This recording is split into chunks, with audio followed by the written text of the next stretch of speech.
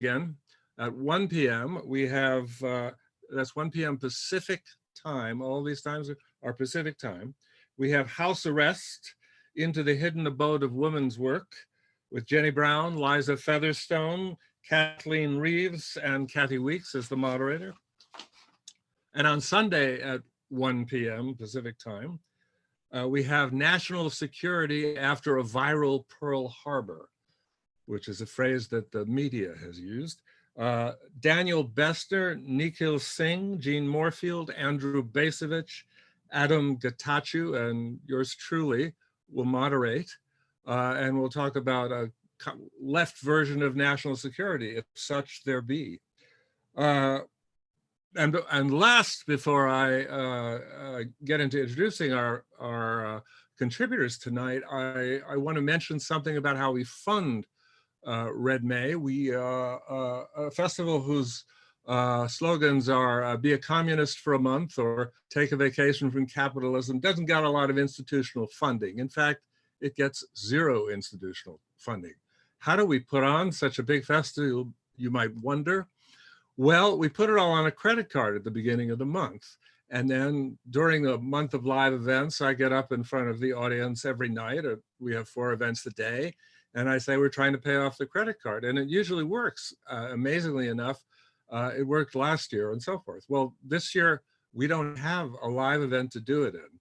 And we've got all those plane fares that I was on the phone this afternoon, and which I'm legally entitled to a refund for because they were canceled by the airlines. But wouldn't you know it, it's just going to be like, I don't know, pick your metaphor, squeezing money out of a whatever just to get it from them. And I don't hold much store that even though we are entitled to it, without a phalanx of lawyers that we can't afford, we're ever gonna see it. So what's that mean? That means we depend on you. We depend on, like Blanche Dubois, the kindness of strangers. So please go to our website, redmayseattle.org, and click on the donate button and give what you can afford. But now we're very happy to present Carceral Capitalism. The panel is named after a book by one of tonight's panelists, or well, let's not call them panelists, one of tonight's partners in conversation. Jackie Wang is a queer poet, essayist, filmmaker, performer, alien, and prison abolitionist, currently based out in Cambridge, Massachusetts, but moving soon to New York City to teach at the New School. Her book, Carceral Capitalism, is published by that wonderful press Semiotext, which used to have a great magazine. It started as a magazine in the 80s, and one of the few books that are genuinely pocket books publishers. You can really fit them in your pocket. So I urge everybody to get it. It's an excellent book. And we have, as a partner conversation, Dan Berger, who's an associate professor of comparative ethnic studies at the UW Bothell, and is the author of many books, Captive Nation, and also one that talks about a few old friends of mine called Outlaws of America, about the Weathermen from Columbia in '68. That sort of dates me back a long time. But anyway, I won't stand in the way of this discussion any longer. I will let Dan open it up, and I will be one of the eager listeners disappearing into the void. Great. Well, thank you so much, Philip, for bringing us together and for that introduction. Jackie, it's nice to meet you to the extent that this counts as a meeting. You're only one square away on the computer. So I thought, I have just a few questions about not only your book, which Philip explained really nicely, although I got the advanced reader copy, which is not fit in my pocket. But the broader sort of concept of carceral capitalism that you're sort of thinking through and inviting us to sort of think through. But also, neither of us is interested in a kind of abstract conversation. This, for all the theorizing in the book, is not an abstract book. This is a book about the world that we live in and the world that we want to live in. And so, and there's a lot about this moment where we need to think through carceral capitalism and the intersections of carcerality and political economy more broadly. And so everything I'm going to ask you, right, is going to be very directly related not only to the book, but to this moment. And then I know we'll have questions from the folks at home.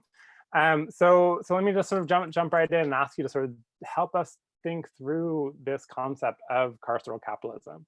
And I think when we think about it in this kind of conjuncture where every day we hear sort of politicians using these kinds of absurd phrases like reopening the economy as sort of debt and unemployment and various forms of debt sort of accrue and magnify and gather exponentially, while at the same time lots of major cities like New York are threatening to arrest people or fine people, or indeed have arrested people for things like violating social distance protocols, right? Where the only way to sort of understand that these officials understand sort of public health is through sort of carceral power and capitalist discipline. So if you could just sort of talk us through a little bit your definition of carceral capitalism and sort of why you see that as a sort of necessary concept, and particularly in relation to things like debt and automation, which you speak a lot about in the book. Great, thank you so much, Dan. Thank you, Philip, also for bringing us together. And Philip has been trying to bring me to Red May for a couple of years now, so it's very unfortunate that this year that I can finally do it. We have to do it digitally, but hopefully I will see you all in person one day soon. So I'll talk a little bit about how I came to think about carceral capitalism, starting with where I started. And in many ways, I was like observing what was happening in terms of policing across the country. And then I tried to figure out the political and economic context for what was happening. Many of you may remember that after the Ferguson uprising, the federal government, as a kind of counterinsurgency strategy, decided to launch an investigation into the Ferguson Police Department. And what they ultimately found, the Department of Justice that is, was that the Ferguson Police Department was engaging in predatory extractive processes by writing tickets and using the police to generate revenue for the city. And I was trying to figure out what was happening. Has it always been this way? Why was it the case that in Ferguson there were 3 warrants for every household during this period? Why were the police incessantly ticketing people? And it was mostly Black residents, we also found out.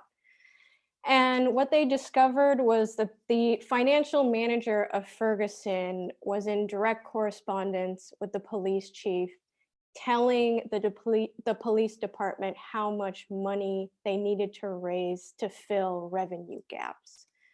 And so basically what was happening not only in Ferguson, but across the country, the Midwest and the South in particular, was that municipalities that were experiencing fiscal shortfalls from the loss of sales and property tax revenue were filling those gaps through the courts and the police department. And in particular, the 2008 recession created this very desperate fiscal environment. But of course, these extractive tactics that were used by the police were applied mostly to Black residents across the country.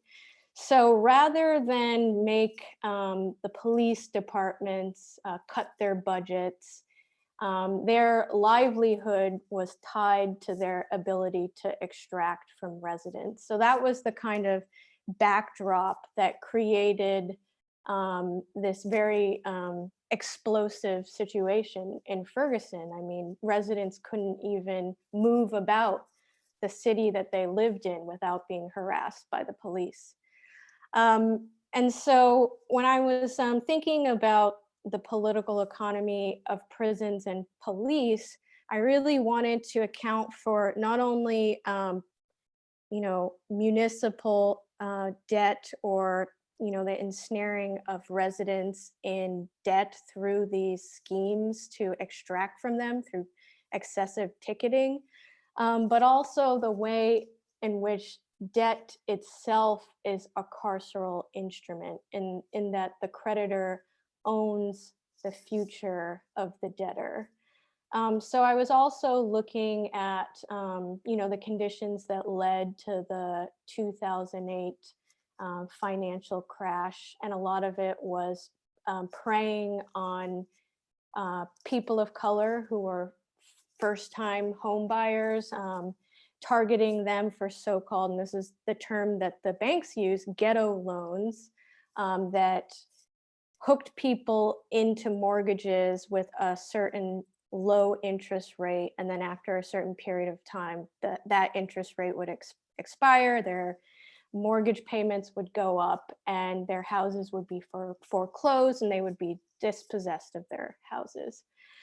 So basically, when I was thinking about carceral capitalism, I wanted to address both predatory lending by the private sector and what I call parasitic government by the state. And I could talk a little bit about how I think this connects to the contemporary moment, because, I was writing this book in the wake of 2008. I graduated from undergrad in 2010. I was in Florida. I was working at a motel when the financial crash happened, and Sarasota, where I was living, was particularly hard hit, and there were people coming to the motel who had been dispossessed of their homes. And this was something I didn't know how to make sense of at the time, but I wanted to connect what was happening in the economy during this moment to how it affected policing and prison practices. So one way we can think about what's going on now, we can talk more later about the way that prisoners are affected by this public health crisis and the particular ways in which they're made vulnerable by COVID-19. But just thinking about the economy for right now, an article that I read said that over the next 3 or so years, states are going to be $500 billion in the red. And states and municipalities have to balance their budgets. Municipalities can file for bankruptcy, states can't. And what we saw happen in the wake of 2008 was that there was a slight reduction in the rate of incarceration because of the constrained fiscal environment. So the rate went from, pre-2008, 1,000 people incarcerated for every 100,000 people, and then it went down to 860 people. And this was not evenly distributed across the country. But what I think is we're going to see happening in the wake of the financial crisis caused by coronavirus is that there'll be a lot of pressure on states to decarcerate purely because they have to balance their budgets. They're not benevolent. They don't care about prisoners. they're going to be in major financial trouble, and especially with the federal government not really giving a crap about, providing any financial support to states and municipalities. But what we're also going to see happening is not necessarily a reduction in carcerality or in how punitive the state is, but there's going to be a very rapid shift towards cheap, high-tech means of social control, what James Kilgore calls e-carceration. So using alternatives to physical confinement, such as GPS, ankle monitoring, shackles, and risk assessment. So I just wanted to get kind of the boring political economy out of the way, even though I just think it's important to think about, how public finance affects the trajectory of the carceral state. But what I really want to also continue talking about is what kind of new strategies we might need to fight this shift to a new kind of carcerality, extending the digital tentacles of the carceral state. Yeah, I definitely want to get there for sure, because I think that's super important. But I do want to dwell a little bit on the kind of political economy piece, both to think about the political economy, right? Which is to say, not just the kind of economic piece that you laid out in terms of how the sort of conversation and to some extent the policy shifted after the 2008 economic crisis, so that we saw, as you said, a sort of slight but uneven dip in the rate of incarceration that plateaued fairly quickly, even as a kind of popular consciousness and popular, or public anyway, sort of conversation about mass incarceration really blossomed, right? So all these people were talking about mass incarceration. It was a sort of buzzword. You could find it everywhere. Some people apologized for their role in it, right? You have all of these very, strange and frustrating sorts of alliances, like Van Jones and Newt Gingrich coming together to cut 50, and all these kinds of things that are very much within, what other people sort of diagnosed as a kind of nonprofit industrial complex, or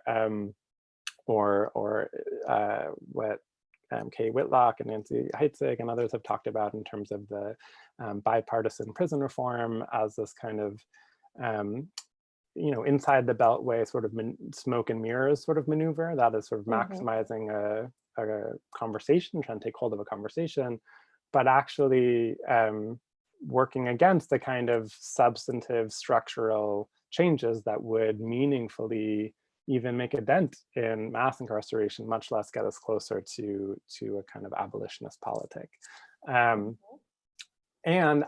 I also think one of the things that's been so sort of noteworthy is too anodyne, but one thing that's been so enduring about sort of carceral power is that even in these moments of economic crisis, both individual states, but also the state, have figured out a way to endure, right? So we see, as I said a minute ago, right, that the drop in incarceration plateaued really quickly, and in fact, many states and governments actually doubled down on various kinds of incarceration. So the death penalty went away while life without parole expanded, and you talked really movingly about LWAP and your sort of family sort of connection in the book. So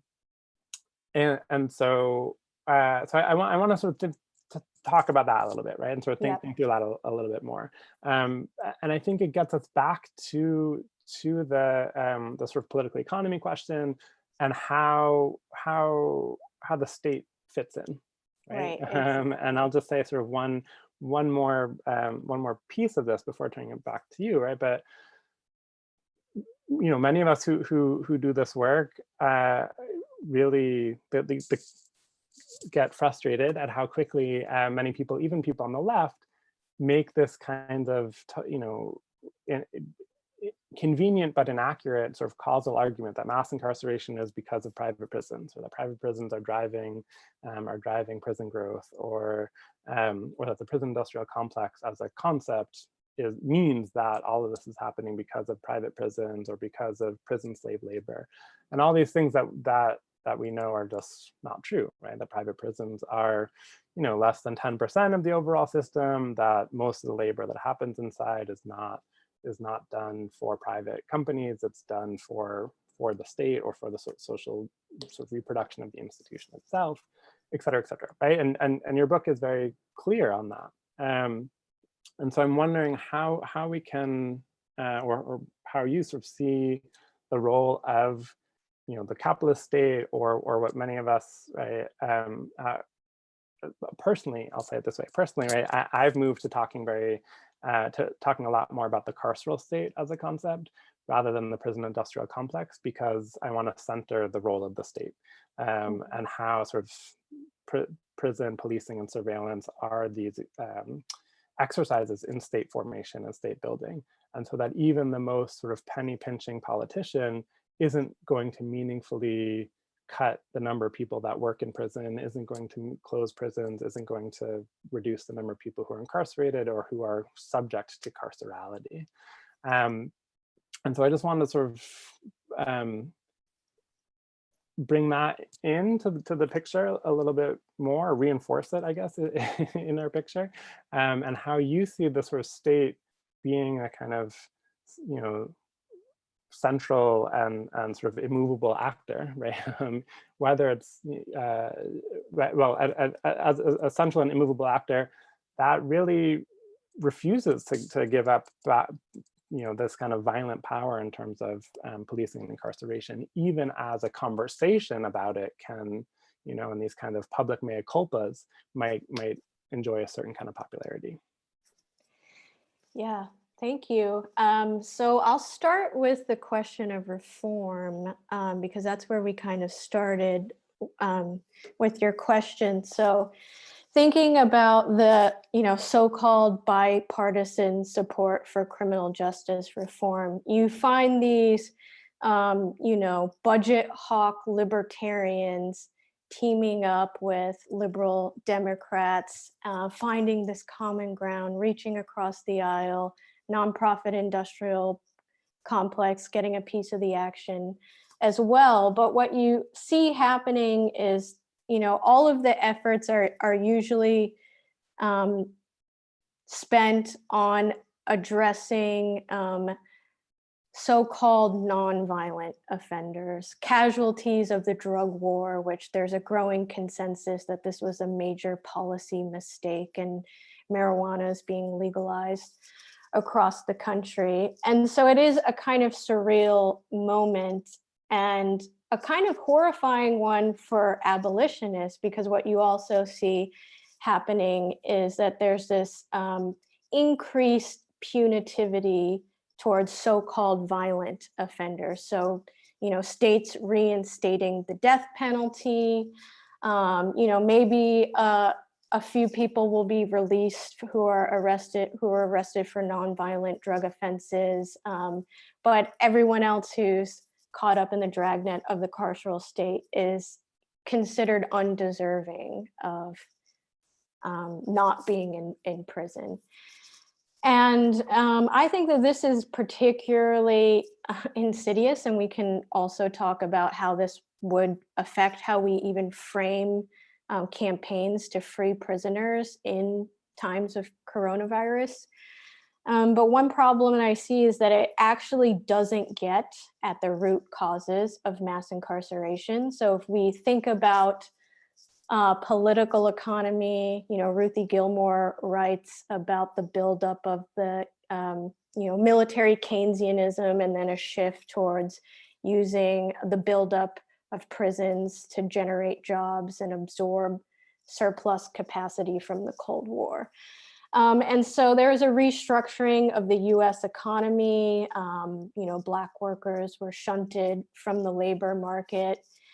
And some people, there are some sociologists that I might, quibble with on some of their points. Like there's an article in the Catalyst called "The Economic Origins of Mass Incarceration." I think this has made the rounds, which I don't agree with some of the arguments, but the point they're making about the carceral state and the buildup of the carceral state being, a substitution for the welfare state, I think holds some water. I wouldn't say that it wasn't about race, which is part of the argument that they're making.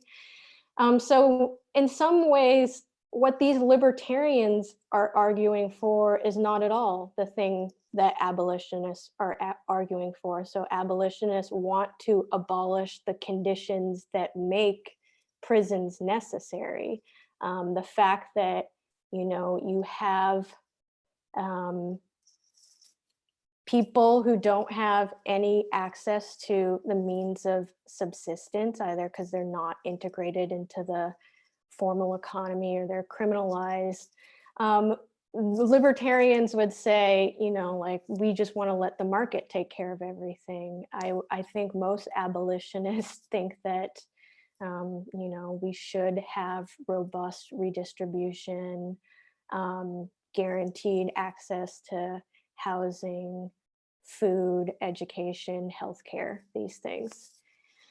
So I have a lot to say about some of the pitfalls of reform, because I've been doing a lot of research on the history of risk assessment lately. And this is also something that you see being argued for in reform circles. So the struggle around bail reform, for example.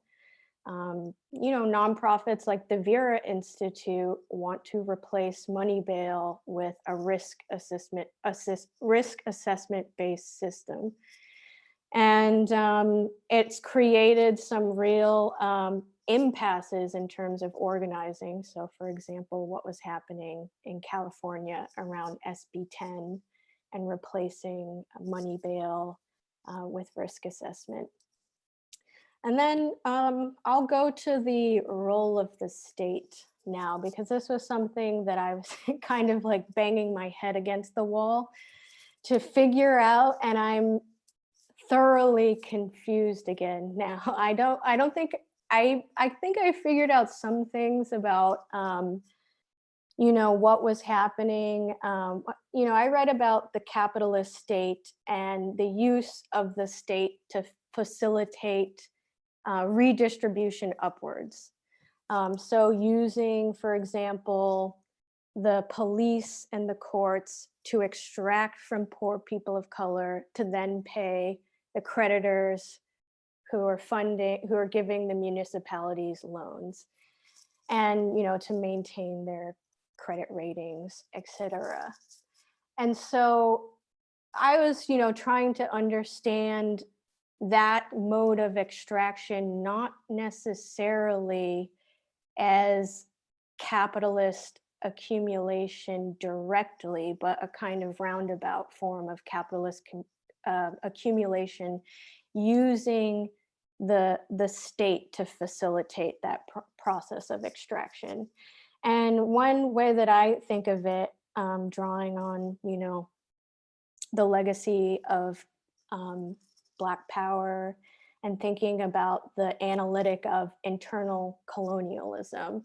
So thinking about Black America as a kind of internal colony in the United States that is perpetually being extracted from.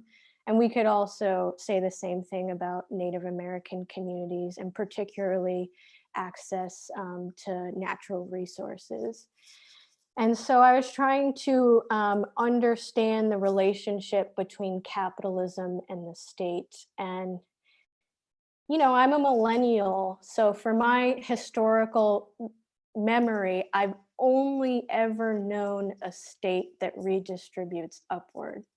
I wasn't raised in the so-called golden era of American capitalism, which we know also was exclusionary, just like the New Deal was exclusionary during the Great Depression. So I've never known, a state that does anything other than redistribute upwards.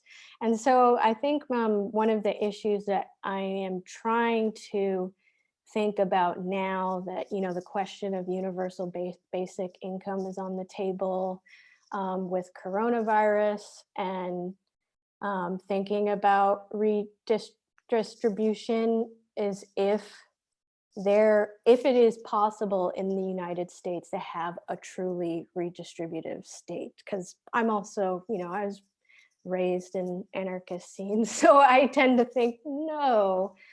Is there something particular about the racial dynamics and the, ideological foundation of the United States that would also make that very unlikely? But at the same time, I do think that now is the time that we need to make those demands of the state. But I'm very, very, very, pessimistic about what I've seen so far, but optimistic about the mutual aid and grassroots organizing that I've seen. Yeah, great. Just to give a kind of example from Washington that hits at both sides of what there is to be optimistic about and what there is to be enraged about still.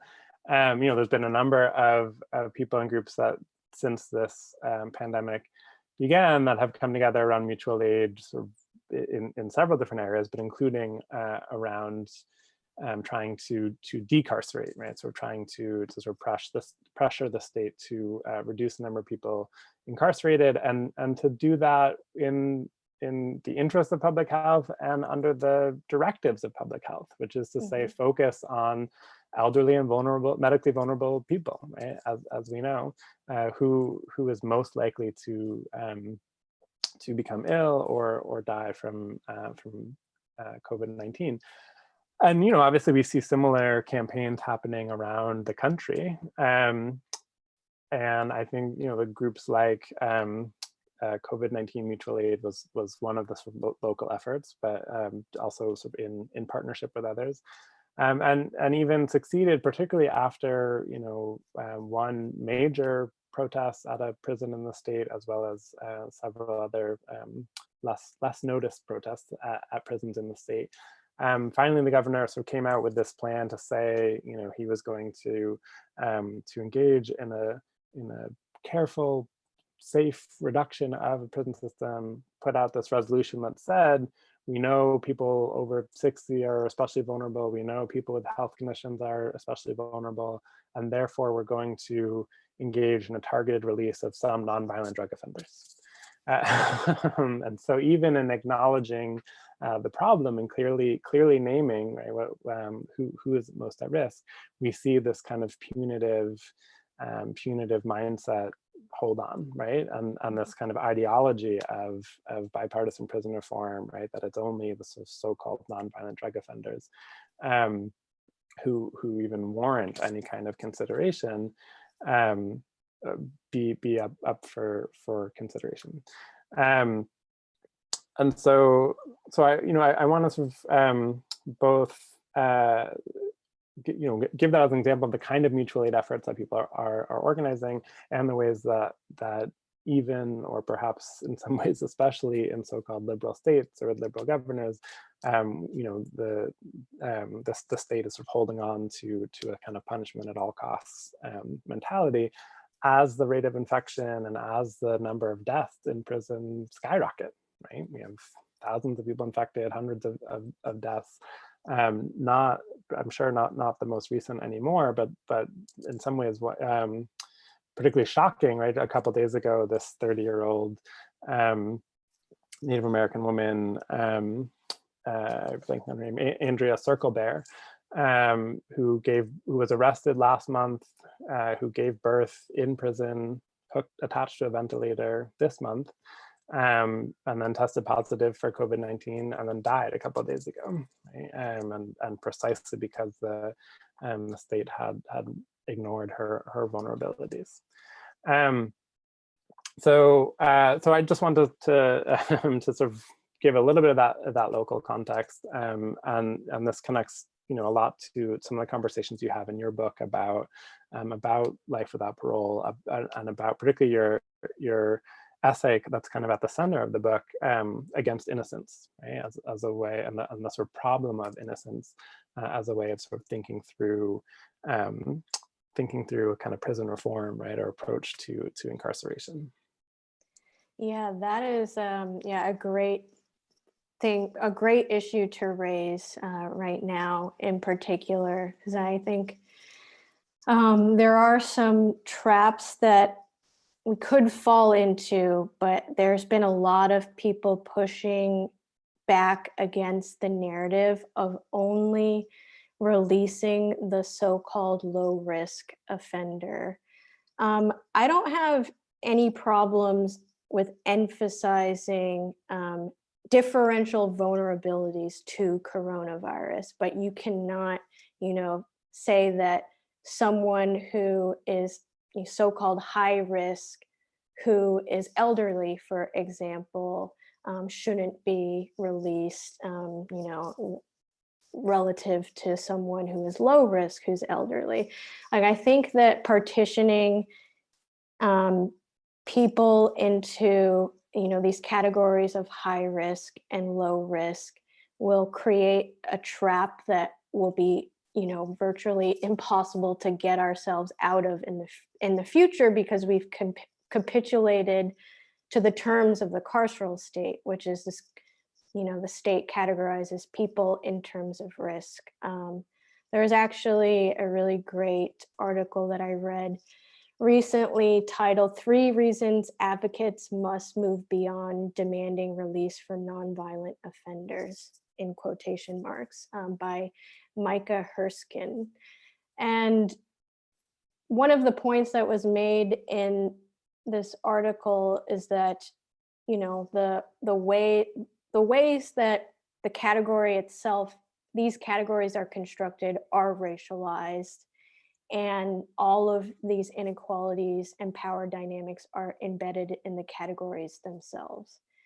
And even if we think about the category of violent crime, and, you know, what it means to be a violent offender, in the article it talks about how in some places, if you let someone borrow a car and they commit a murder, then you would be a violent offender. So not only are the categories themselves, you know, a social construction, but they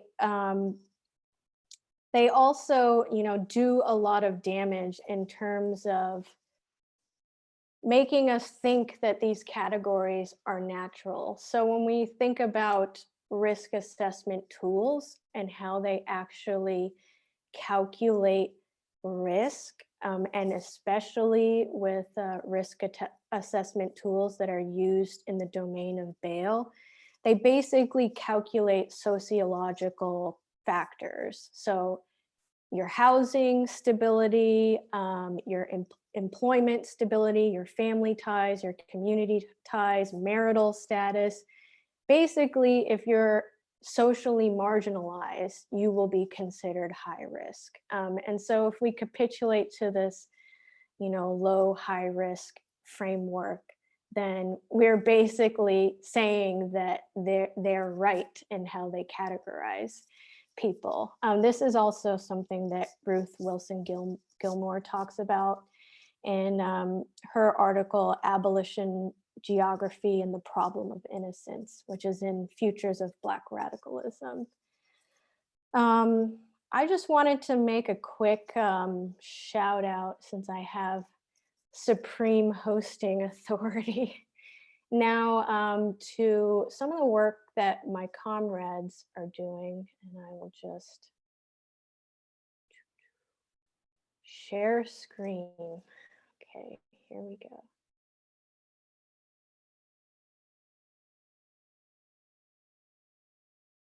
Oops, that's, All right,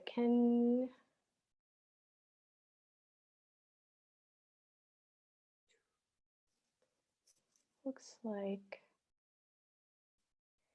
oh, here we go. I got to hit the share button.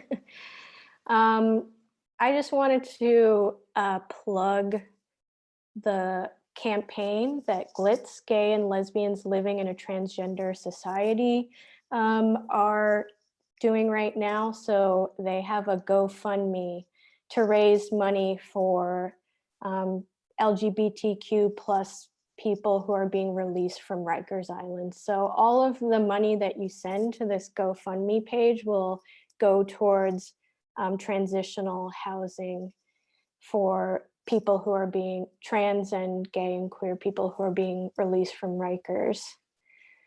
And then you've probably seen on Twitter the Free Them All for Public Health, which isn't necessarily a centralized campaign. So you can post to the hashtag Free Them All for Public Health. You can tag your governors, but this is just one of many bailout campaigns that are happening right now. So this is the New York City bailout campaign.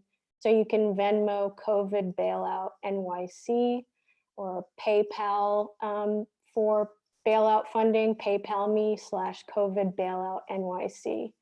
And you can also make a 501c3 deductible donation to the link below, and feel free to screenshot that now if you're watching on YouTube.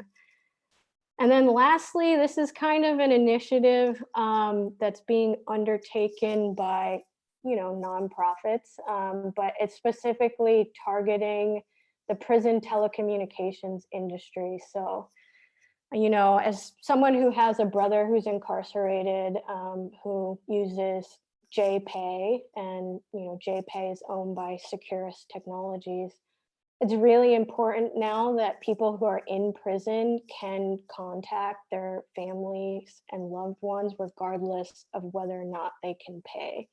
So this is a campaign to make phone calls free for 60 days.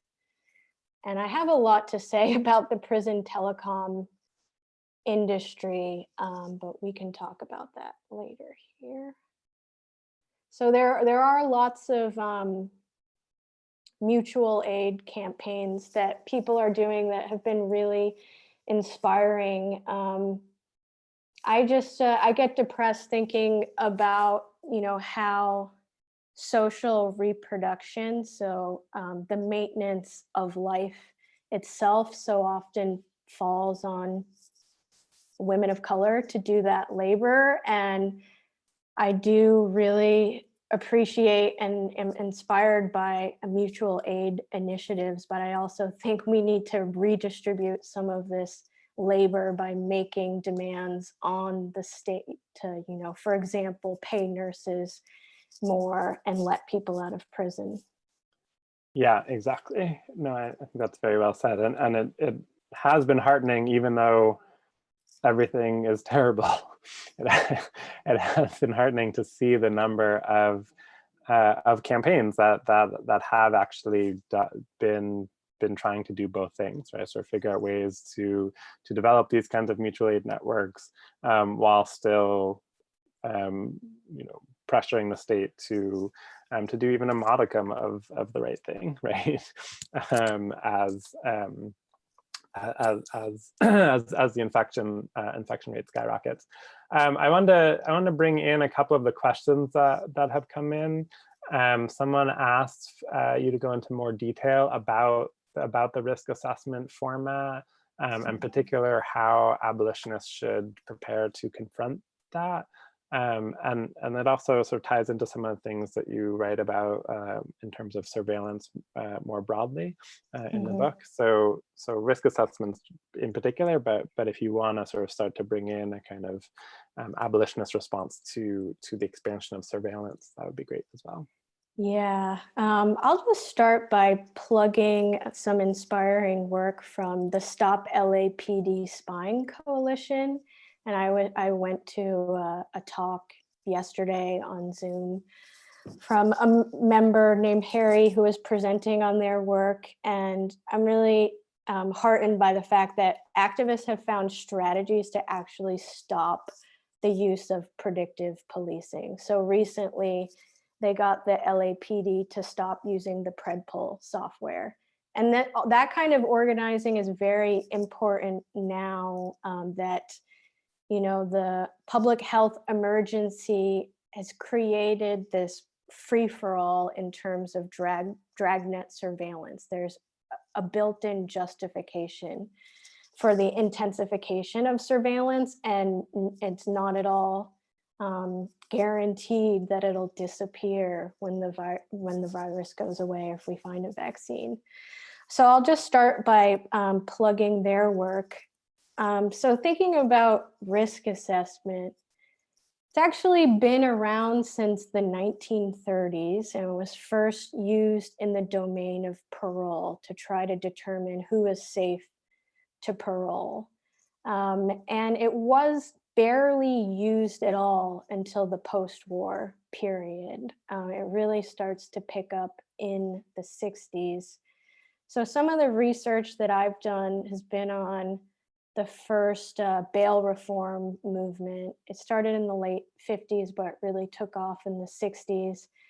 And I've looked at actually the history of the Vera Institute and their role in creating a risk assessment tool that then became the model for bail risk assessment. So in the archives, I found the actual form that they used to give someone their risk score. So like I was saying before, the things that they were calculating were, you know, is this person employed? How long have they been employed? How long have they been living at their house? Do they rent their house, or do they own their house? So they would basically do an intake using a form and then give the person who is up for bail a number based on their answers to the question, and they would recommend the person for release if they were seen to be a good risk. And so this was seen as the fair way to do, you know, pretrial detention, because the idea was that it wasn't based on whether or not you could pay, but whether or not you were risky. Risk in this sense means flight risk, because this was before danger to the community was codified in federal law. So, you know, they were allegedly calculating flight risk, but judges would use the public safety concern, even though it wasn't formalized. And my critique of risk assessment, because I very, very much resist this idea that you could have more accurate risk assessment. So the fantasy is that you could have a perfect criminal justice system if you could just determine what the person is going to do in the future more accurately. And my main issue with this way of thinking is that if you're using, you know, someone's sociological profile to determine how risky they are, then it's just going to create a system where poor people are going to be detained at higher rates and be marked as risky because they're more likely to, you know, not have stable employment or housing. And the models themselves punish queer people because marital status, like being in a heterosexual marriage, is considered low risk.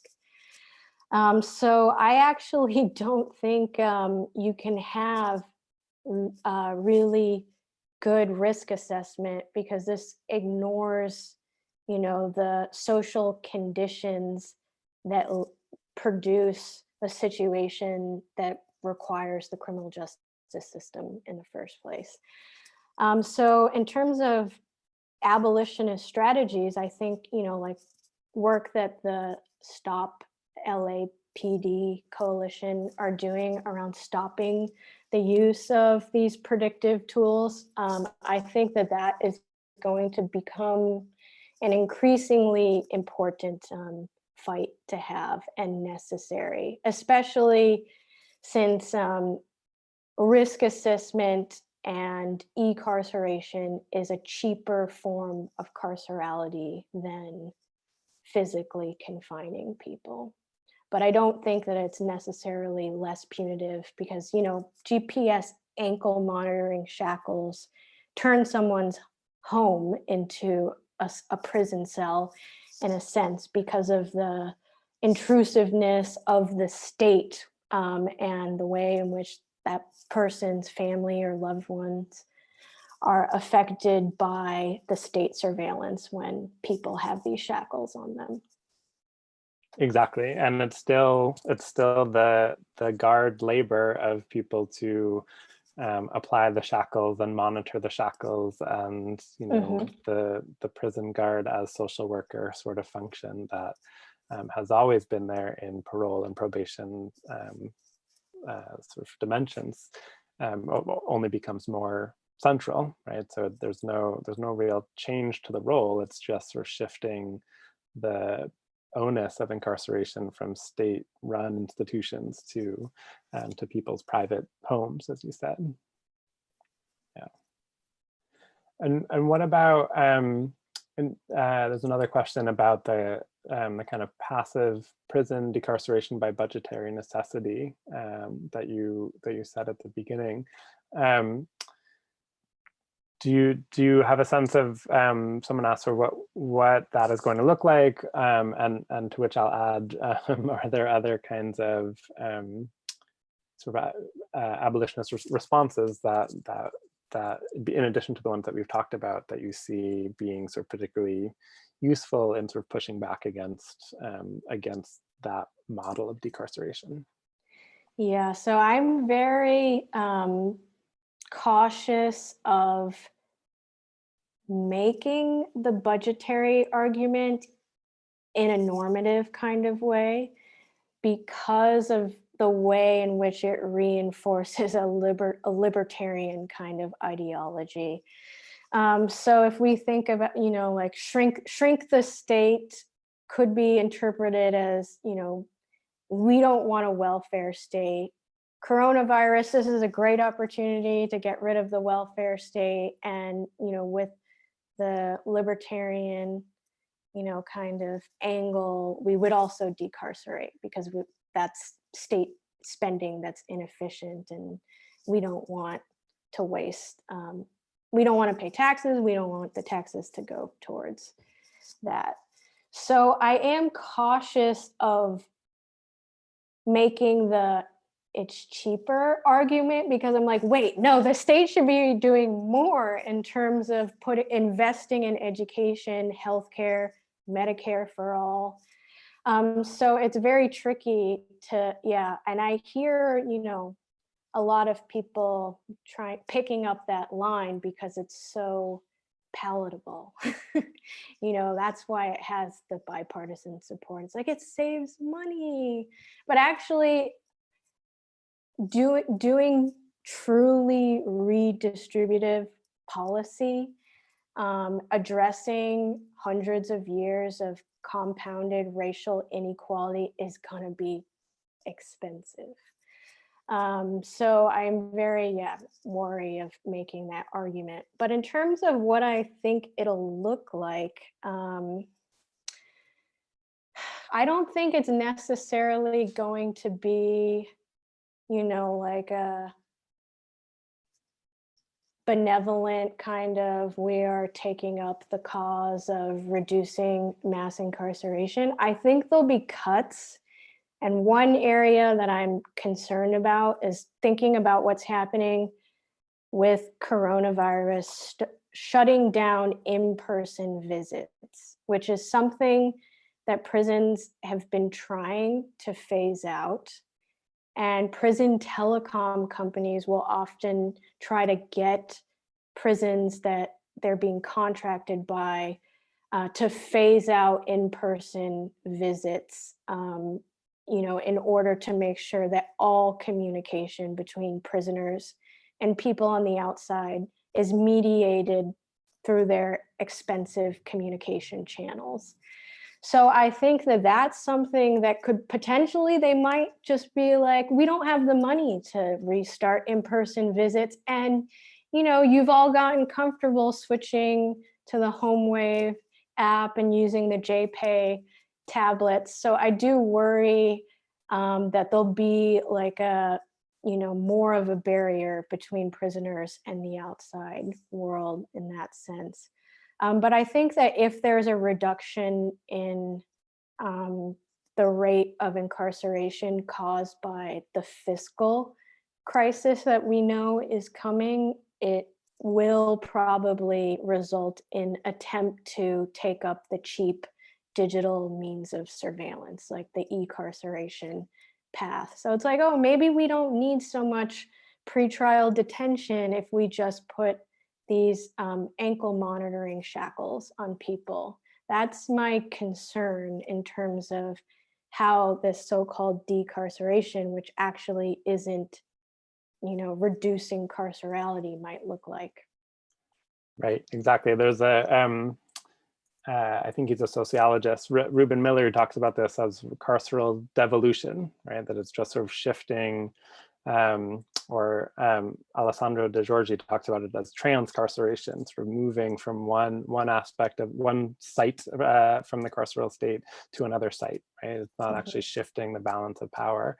And I think that that's supremely important in question in kind of rejecting the economistic argument, right? The kind of narrow budgetary argument as you laid out, because you know we see some of the largest and in some ways most brutal prison systems in a place like Texas spend way less per prisoner than a state like Washington or even California, which has a comparably sized prison system to Texas, because the conditions are so brutal, right? Right, exactly. Like there's not air conditioning, people don't have TVs, people don't have access to even some of the sort of basic things that might exist in another state, right? So there's all kinds of ways that that states can be what Hadar Aviram calls cheap on crime, right? That they can sort of save money on the budget without actually doing anything to reduce the scale, scope, or violence of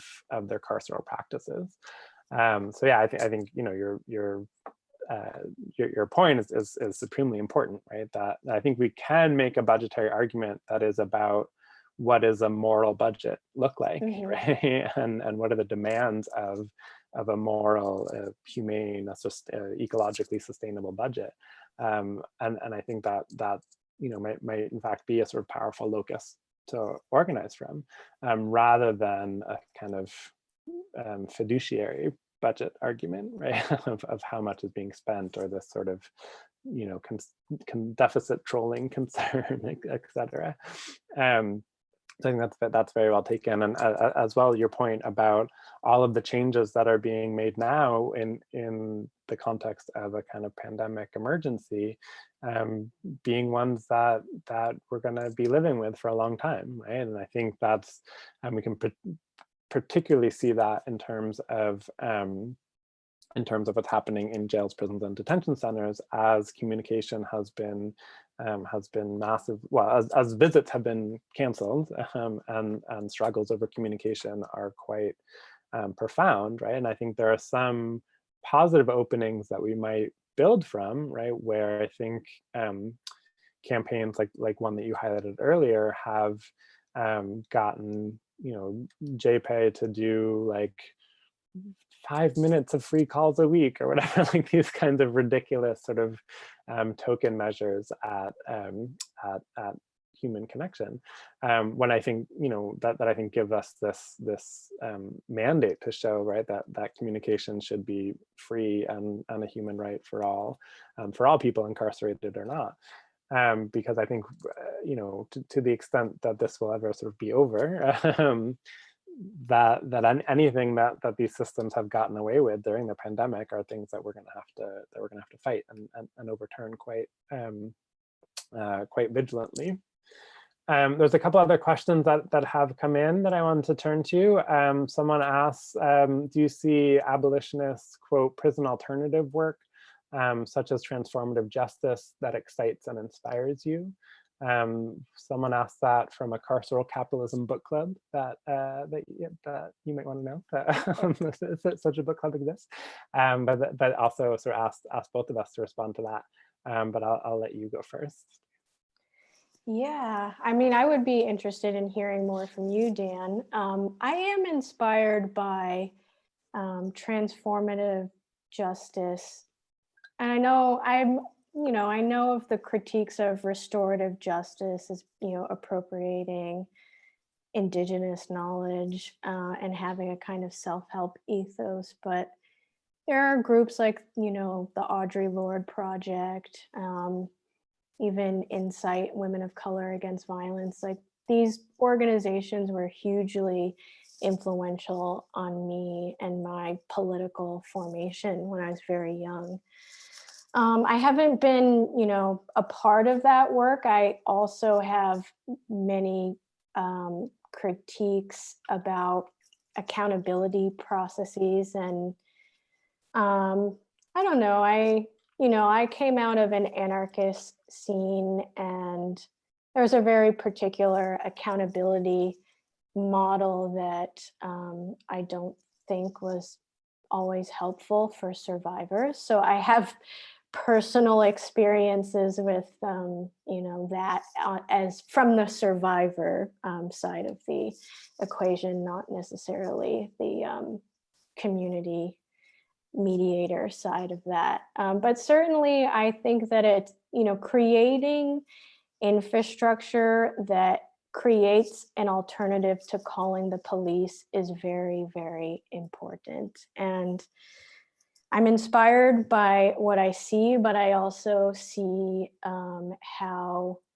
things can go off the rails and be dysfunctional sometimes. It's really hard because, particularly, thinking about work that survivors need, a lot of it is very, I don't know if institutional is the right word, but people need like everyday life infrastructure. And I really, welcome the creation of that community infrastructure. And Dan, do you have anything to add to this? Yeah, I really appreciate you framing that as a community infrastructure, because I think that's exactly right, that it's about sort of growing our own capacities, right, to deal with harm, because no one can promise a world free of harm. I think the question is, how do you minimize harm from occurring, and there's lots of ways to do that. But then also, I think that the trickier subject is how do you actually respond to harm when it does occur?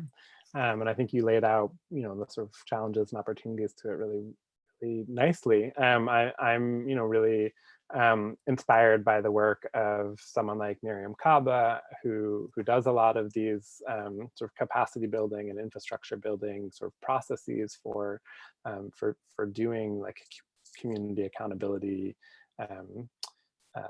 processes, right, when there has been harm in a particular community or organization and so on. I think I think on the one hand there's a lot to do, right, because we all live under racial capitalism, and so we've been sort of structured under a sort of heteropatriarchal racial capitalism, and there's all kinds of ways to sort of improve the ways that we treat each other, right, sort of transform our social relationships more broadly.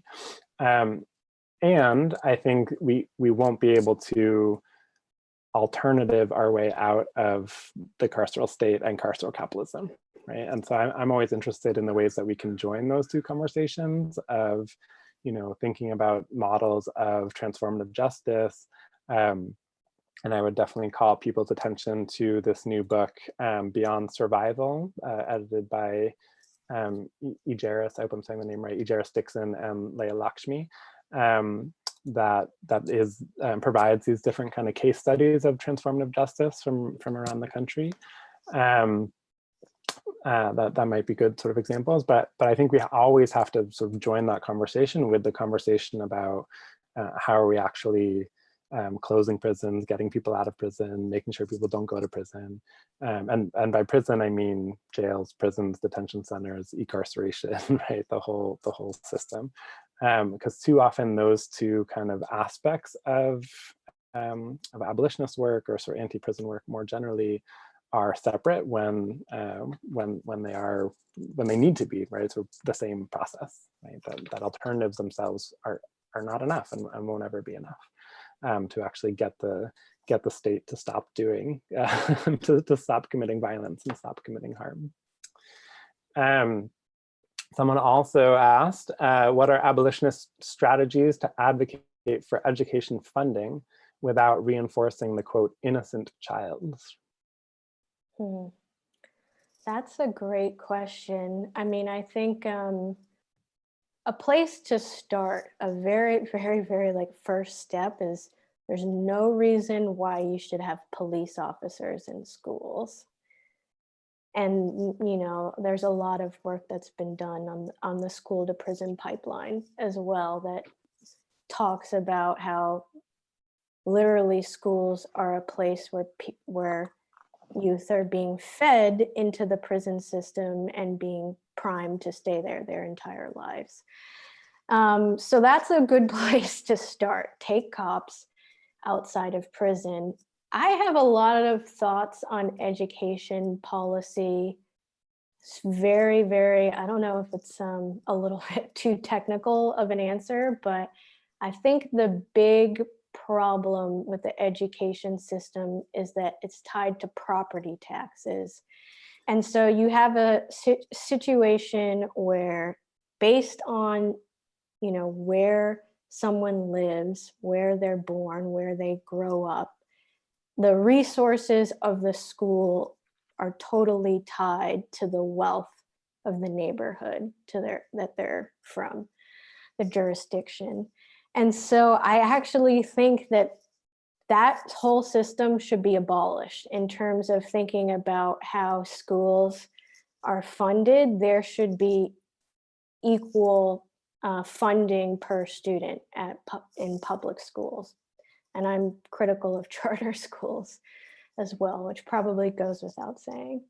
So I think that a lot of the issues come down to resources, and we know, given that segregation never actually went away, even though it's not allowed on paper, that is a form of racial capitalism, and it's all about class reproduction as well, the way that schools are funded.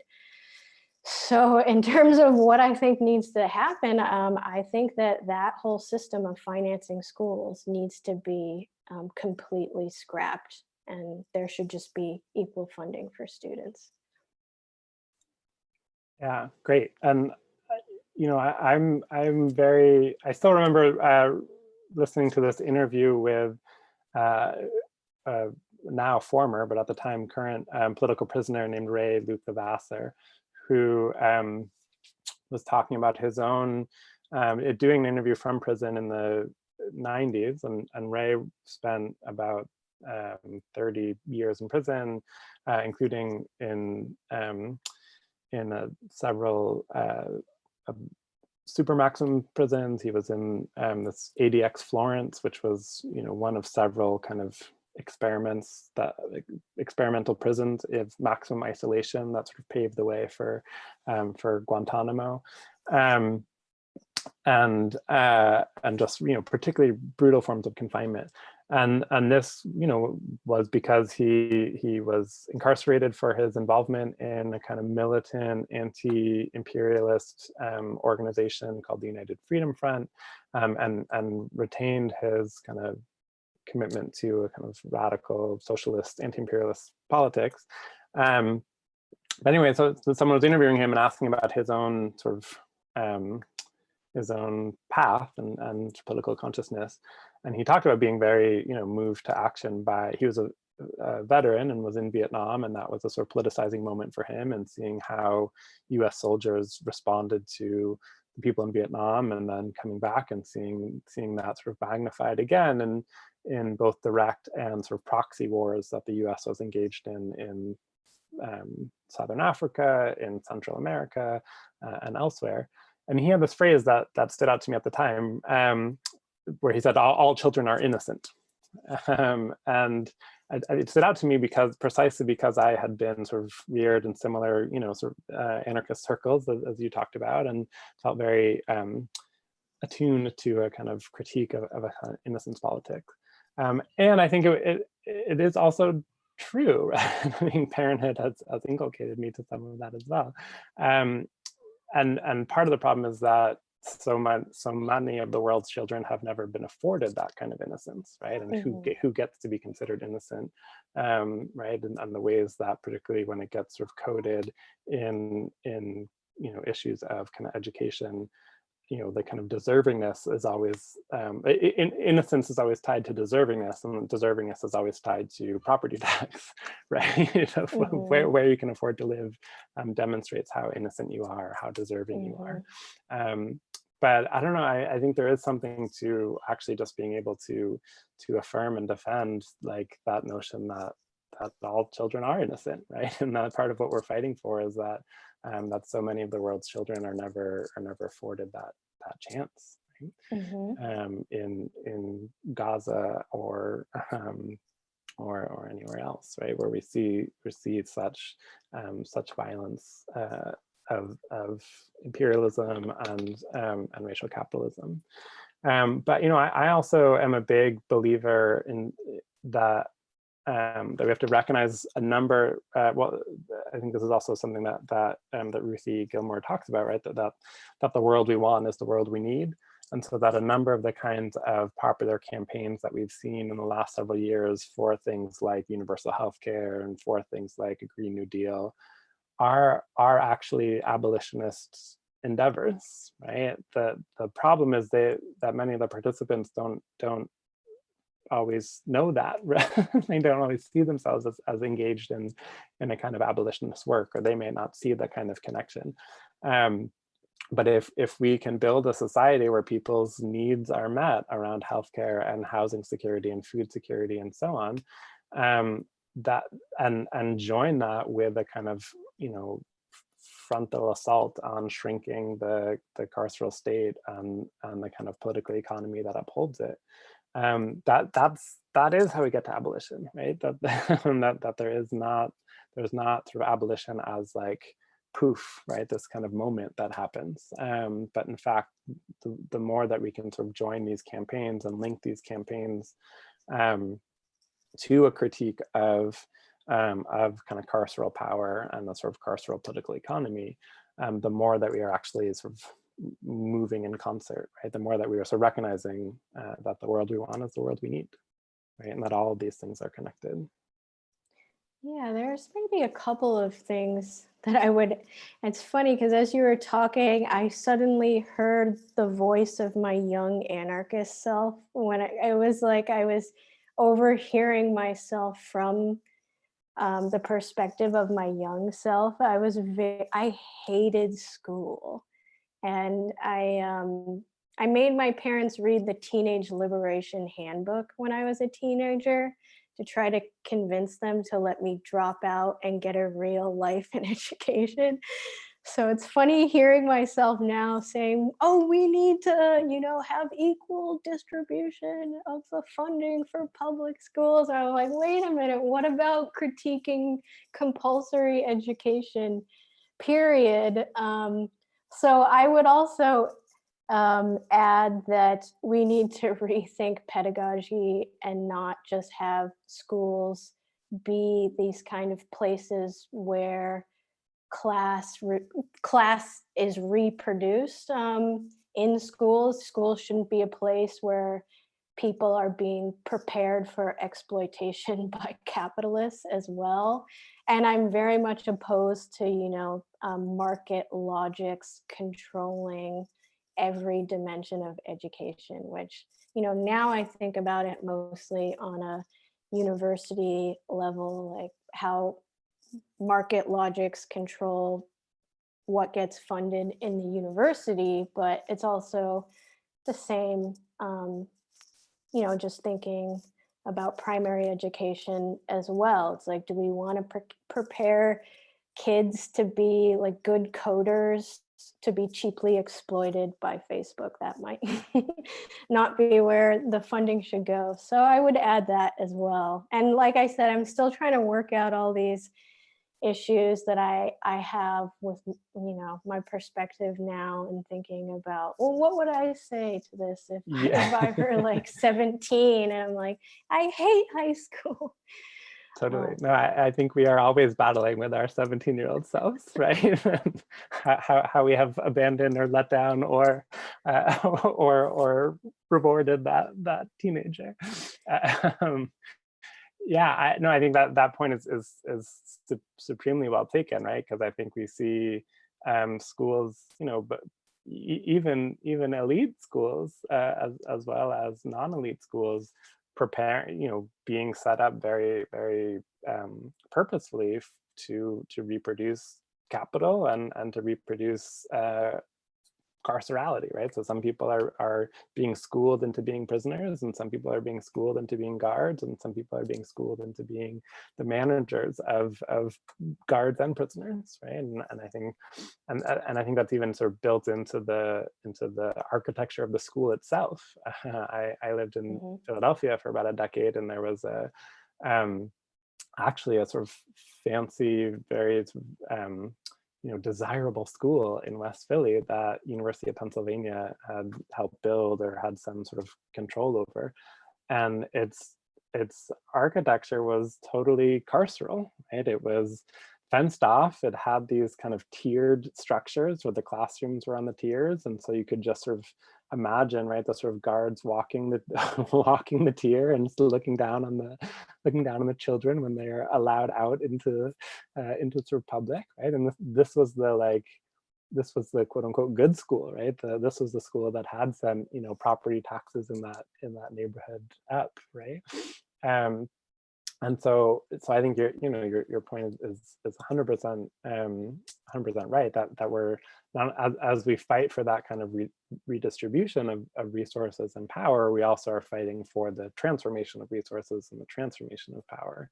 And I'm taken by the scholar Damien Sojourner's notion, or the kind of his critique of the school to prison pipeline as a concept, and instead trying to focus our attention on the school to prison convergence, right? That schools are already structured and structurally preparing people for other dimensions of the carceral state. Yep. I mean, when I was, because I went to public school in Florida, and I remember the year that I graduated, I got kind of lucky because they abandoned the absentee policy for, I think it was my senior year. There was no policy around absences, so I cut a lot of class. But then it became like panopticon central. The year that I graduated, they had like guards staked out on the roof. They're like, everything went too far in this loosey-goosey direction, and now we're gonna rein it in.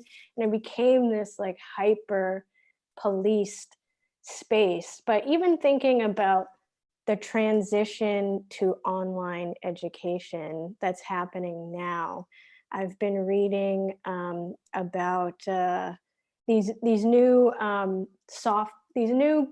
internet services where they monitor students who are taking exams, and they do like analysis of eyeball movement when you're taking your exam, and they make you like show the person on the other side of the computer your room to make sure you're not cheating. And they have all these AI methods of trying to detect cheating. And it's just so weird that education has gone so far in that direction of paranoia that teachers are being conscripted to police their students, and by default they're suspicious. And I don't know, it's something that I've been thinking about as everyone transitions to online teaching.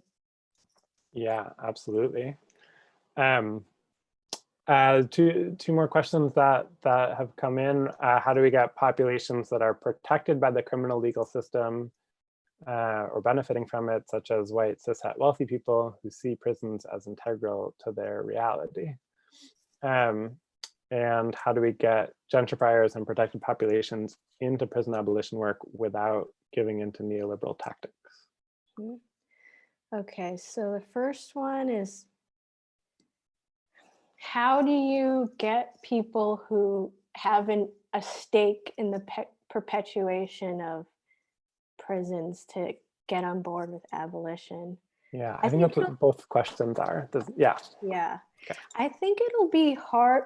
People who actually have a stake in it, you know, like a financial stake, they're on, you know, they're over there. It might be, I tend to believe that you kind of have to, those people can't be persuaded in some ways, but there are lots of people who are just friendly liberals who have just internalized the, you know, prison and criminal legal system is a necessary part of life, because they just think, well, there are bad people out there. And so my strategy is to, rather than operate on the terrain of morality, I try to contextualize and historicize mass incarceration. So talk about, you know, okay, we're thinking about crime and crime rates and all of these things, but what is happening when the so-called crime rate goes up? How is the U.S. economy being restructured during this period? Who's being affected by the restructuring of the economy? How is the U.S. responding in terms of policy? You know, if you start to walk people through a structural mode of thinking, I think you can actually get somewhere with people who just by default think that prisons are necessary. But, you know, is the CEO of Geo Group going to get on board? I don't think so, or I don't know. I mean, maybe, you know, the people who are just like the, you know, workers who are like the CEOs who are in some ways benefiting, but they're, you know, working on behalf of this larger structure. I don't know, maybe they could be persuaded, but there would have to be investment in other things that would, you know, I don't want to say, oh, we have to create other jobs for the white people who are the prison guards, but, you know, this question of when the economy shifts. So, you know, when we shift from a coal or petro economy to a green economy and green infrastructure, you will have to create jobs for people who are, you know, don't have, especially when, you know, we should create a welfare state first, but in the absence of a welfare state, I actually think that it's a recipe for fascism too.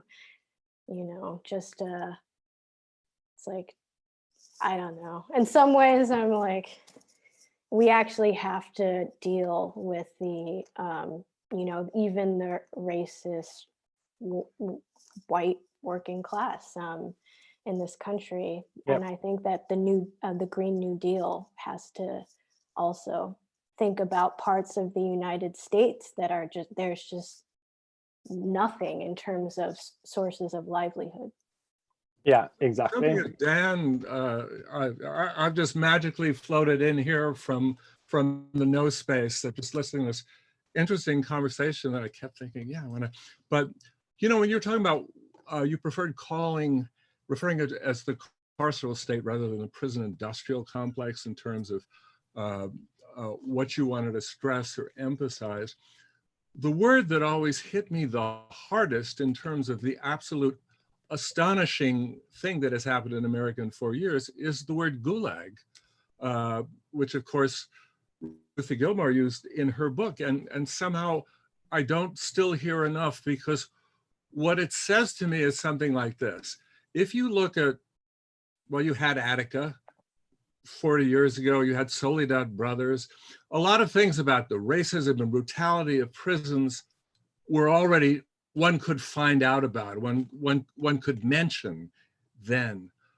But the scale of the transformation that suddenly in 40 years, you have a gulag system which in the Soviet Union was considered the ultimate argument as to why it should not exist at all. You know, if someone had said when Russia was making its transition, you know, we really can't do this because what are you going to do with all the guards at the gulag? You know, they have jobs now, and you're basically throwing them out into the cold. You know, but I think I don't think people contemplate enough how amazing it is to, in 40 years, have built something, you know, that's far larger than the Soviet system at its worst in terms of imprisonment. And what are we going to do with it, and how are we going to get out of it? Because you can't have a gulag continue to go on. So yeah, no, I think that's a really good good helpful framing for it, Philip, because you know, when at the height of the kind of prison movement, you know, in the late 60s, early 70s, when you had people like George Jackson, the Attica brothers, and Angela Davis, you know, warning that the American prison system was a kind of harbinger of incipient fascism. The prison system was, you know, 10% or it was 1/10 of its current size, right? There were 200,000 people incarcerated in 1970 compared to over 2 million today. And so, right, the system has grown exponentially and quickly. There's a group called Forward.us that did a report a couple of years ago finding that 50% of Americans know someone who has been incarcerated at some point in their lives, and 1 in 7 people have had an immediate family member incarcerated for more than a year.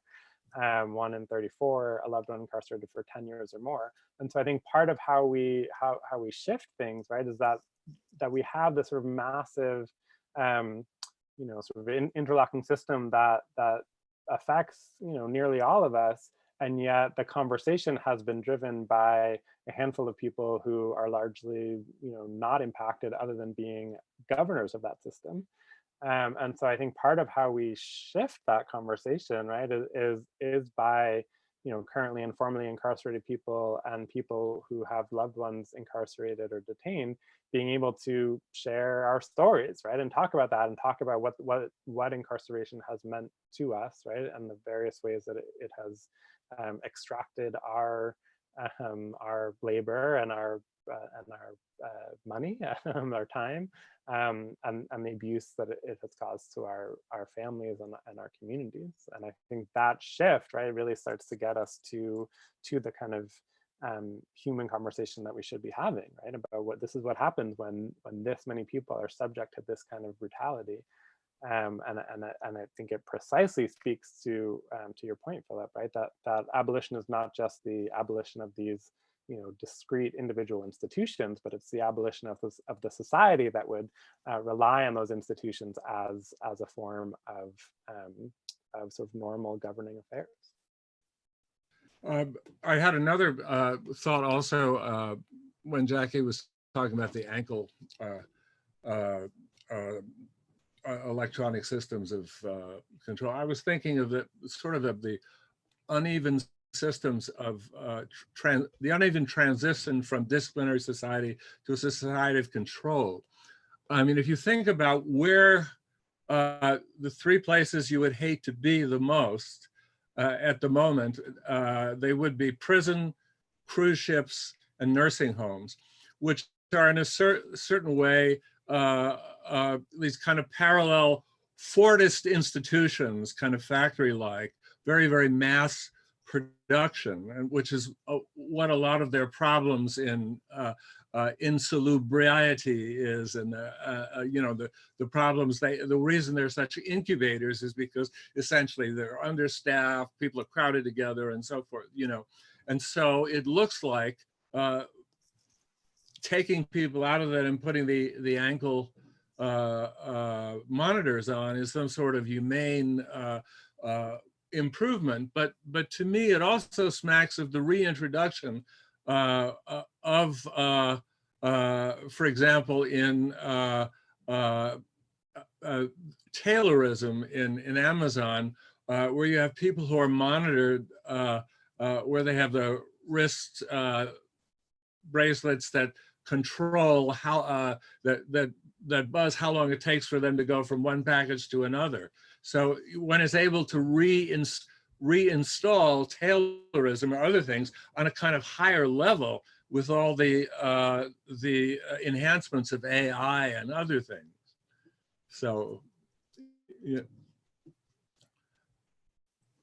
And I guess the last thing to say is that the notion of thinking about the state, which we're all doing from various angles now, it's something I'm still trying to get a handle on. We do have, I do want to promote two events. First of all, the one that you guys are on together again at the end of the month on May 30th, Saturday night afternoon at 1 p.m., called The COVID Crisis in the Carceral State, with Jackie and Dan, but also Elise Thorburn, Megan Ibarra, J.M. Wang, Nikita Oliver, and Brett Story, who made the wonderful film Prison in 12 Landscapes. So that's an absolute must listen to conversation. But I do want to also, in terms of thinking about the state, mention that Jody Dean has a kind of talk she's been giving recently called Communism or Neo-Feudalism. And the neo-feudalist idea is a kind of a sort of projection of trends in the present rather than a prediction about what kind of future will necessarily arrive. It's looking at some sort of tendencies within the present. And it has to do with the notion of what's happening with the state and sovereignty. And I think the idea is that, so I'm one of the respondents to that. So I've been thinking a lot about what I was going to say. And you know, the notion we had was that the state was seen as the collective capitalist in the 19th century, which intervened, preventing from capitalists overusing their workers in factories, as Marx pointed out, so that they would be available to fight in the wars where they were needed for. So, you know, it had to intervene in the interest of all capitalists. But since neoliberalism, the notion of what the state's doing and how much it really cares beyond repression is something that's really, really up in the air. And I have the impression at times that the problem of accumulation of capital is so intricate now. It so involves absolute ultimate flexibility that the state always has to be there to cater to whatever laws need to be abrogated or suspended in this case, that it really doesn't have much time to deal with much beyond that, so that you have this this total withdrawal, abrogating it to the market, or just being left to develop mutual aid networks on one's own. And one wonders, in essence, what the state is happening. I almost think that the state and the nation themselves have become delinked, so that the nation, which is not this idea of a nation, this sort of narrative, has become this hyperbolic, totally unreal and totally inconsistent story that's just invoked all the time because it's not anchored to a state, whereas the state is off doing other things. But anyway, if people are interested in pursuing that particular story, and I don't pretend to have answers of it or suggest that any of us will, that's March 25th, Monday at 1 in the afternoon. Jody will be giving her Communism and Neo-Feudalism, and the responses will come from Jason Reed, myself, and Eva Chernyavsky. that's another way to keep thinking about what the state's doing and where it's going. Yeah. I guess we could go on and talk forever at this point. I've really enjoyed listening to you guys, and I'm glad we'll have the opportunity to do it again at the end of the month. I want to thank you both for the intensity and intelligence you bring to this urgent topic, and let you get on with your nights wherever they will lead you, probably not very far out of your rooms. Yeah. as the rest of us, but at least we can pretend we have places to go and something to do, and that we are cool people who have full lives at the moment that are mysterious, that we won't reveal to anybody. Zoom parties. Yeah. Yeah, we'll all go parties. So thanks a lot, Jackie. Thank you. Yeah, thank you, Great Philip, having for you. bringing us together. And we want you out here in Seattle in person at a future Red May. I love the Pacific Northwest. I was actually really looking for, I was going to go hiking around also. So I do hope to go out one day. Yeah, no, we'll have it. We'll have some poets with it. We had another Florida poet a couple years ago, Sandra Simons. I don't know if you've read her stuff. I love it. But anyway, thanks very much. And I guess we should actually say the meeting is over, and allow everybody to relax when it's turned off from the public, so we can reveal our real faces to one another instead of the faces that we put on to meet the face. What is it? The face I put on to meet the people that I meet? I don't know. It's an Eliot line of some kind. So are we off, Mike? Mike? Good night, everyone. Good night. Mike, are we off the air?